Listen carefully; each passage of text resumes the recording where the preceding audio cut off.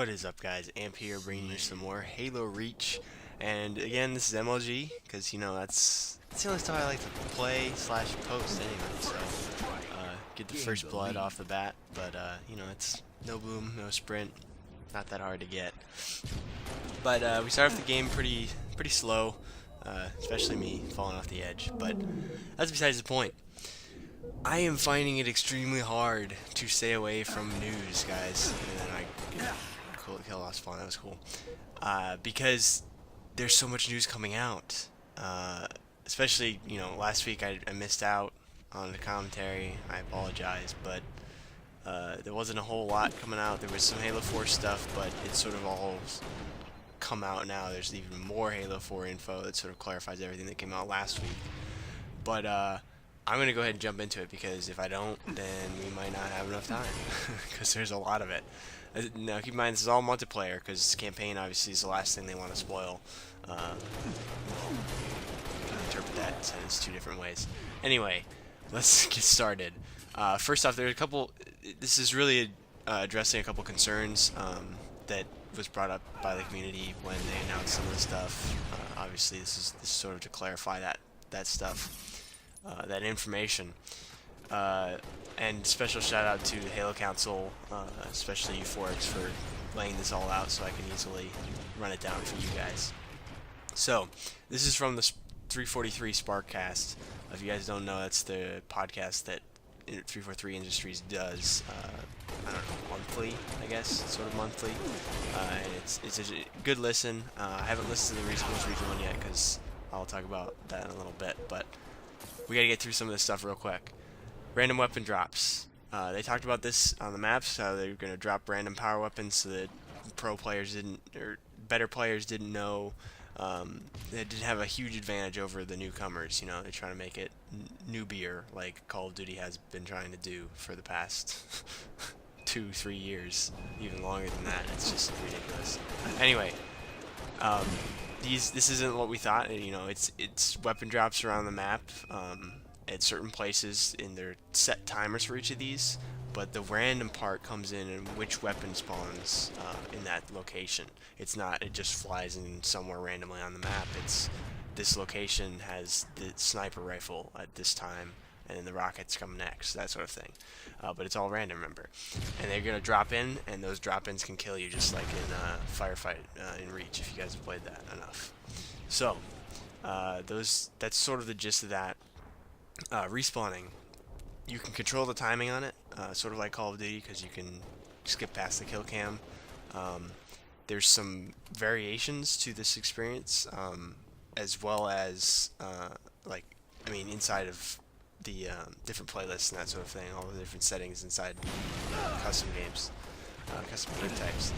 But another big thing is that there's a new concept of custom loadouts, which is pretty much like create a class in Call of Duty, and we'll get to that in a little bit in a second. But you can also customize these during play, which sort of reminds me of Battlefield, where you can customize your kit every time you die while you're in the menus, and then you can spawn in with your new upgraded kit. So if a tank killed you, you can switch over to the anti-tank weapons, and if you had a Stinger missile, say, instead, the first time around. So just keep that in mind when you're thinking about the rest of this information as well. And the maps specifically, they can support any of the game types that they're putting into the game. They mentioned specifically Regicide, which is a new version of FFA with sort of like a Juggernaut feel to it. And then they said they're also going to bring back CTF, but I haven't really confirmed anything else yet. Obviously Team Slayer, but... Alright, moving on. Customs and LAN. They will be supporting LAN, as always. Bungie, Halo, 343, LAN, for sure. They'll do supporting of unlocking all the weapons and unlocking all the armor abilities for tournament play and the like. They also allow some, changes in what do I want to call it? I don't know. Just the loadouts. They allow you to still use those even with a custom set. It's kind of hard to explain. I won't get into it too much. I won't confuse you. Anyways, I won't try to confuse you anymore. But, you know, obviously inside of these loadout tiers, you're going to be able to unlock like the BR and be able to put that into your loads and stuff like that. And they're trying to emphasize, you know, working at it and then getting your BR, and then you can use it all the time now, which is, you know, Call of Duty. And I'm not really a proponent of putting this into Halo, but, you know, if it's going in, it's going in. They also talked about the differences between the BR and the DMR and sort of the range difference.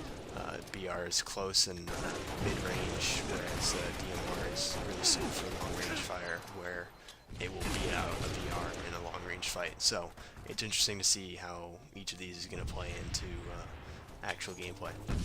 Alright, moving on to armor abilities, because that's the big one. Obviously, sprint is in everybody's arsenal now. It's no longer an armor ability; it's a default. Your Spartan can sprint. There's gonna be some more interesting combinations because you also have sprint in addition to whatever you end up choosing. And also keep in mind that you'll slow down when you're getting shot with sprint. So that means you can't run up and melee people. You can't run away as fast when you're getting shot at. That sort of thing. Also, the base movement isn't going to be slower. It's going to be a little bit faster, like sort of like a Halo 3 model, whereas weapons and stuff goes back to Halo 1. So you keep that in mind when you're looking at the rest of this as well. They also wanted to address Forerunner vision, and it's more like a sonar, if you can understand what that is, you know, where you send out a pulse and then you receive that pulse back, reporting slash like showing you what's in that range because of how it's being bounced back to you. So there's a delay on whether or where you know the other players are.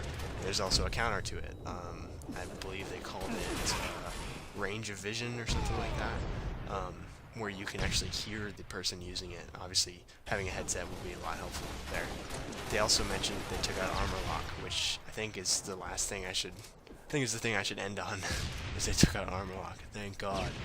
Alright, so that's a lot of Halo 4 info. There's going to be a lot more coming out soon. They also had Conan O'Brien do some reporting on it, and there's an interesting BR clip in that. I'll be sure to link that to you guys in the description. Also, I want to mention before we end this out, I'm going to a Mono for 3 tournament this weekend, so expect some Mono for 3 gameplay next week from that tournament and future.